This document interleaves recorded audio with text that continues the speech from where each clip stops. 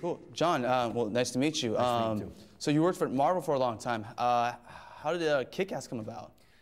Mark Miller and I had worked together on Wolverine Enemy of the Estate a few years ago. Enemy of the State, pardon me. And we got along famously, and we had declared we wanted to do something again. And Mark approached me and said, I have a create-your-own idea. Let's see what you think. And it began from there. And the infancy stage was not the final product, but as we started to work on it, it kind of morphed into this final product of Kick-Ass. So here we are at WonderCon. I mean, you got the big fanboys here. I mean, does Kick-Ass live up to its hype?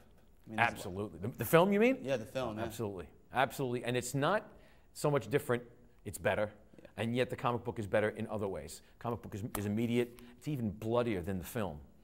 But the film is done so well. Matthew Vaughn, who is a fan of the comic itself, has just done an amazing job without absolutely taking over the comic.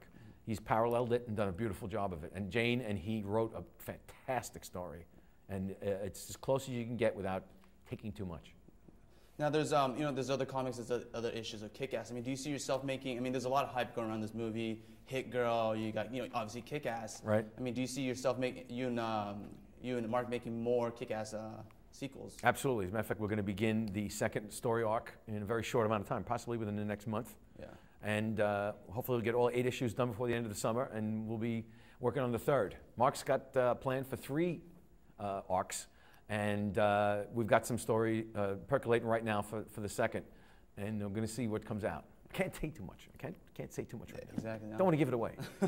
So Kick-Ass is a very, I would say, very unique type of superhero film. You know, very different from others. I mean, do you think this will change the game as far as, I mean, you know, superhero films are sometimes hit or miss. I mean, do you think this will change the game as far as superhero filmmaking? I absolutely do. There's a point in comics history when Stan Lee went and took the character of Peter Parker becoming Spider-Man. You take a 16-year-old kid, normal kid, that becomes a superhero. A complete departure from the mundane world of Superman, which was he was perfect. You get Spider-Man. What we've done, what Mark came up with and what we've done together is taking it to another level where it's a real kid in the real world, as opposed to a real kid in the fantasy world. Peter Parker becomes the superhero. This kid tries to become a superhero and fails, but it's exactly what every kid that reads a comic book wants to do. What can you expect? I mean, what can our viewers expect from this movie? To be completely surprised, shocked, and enjoy every second of it.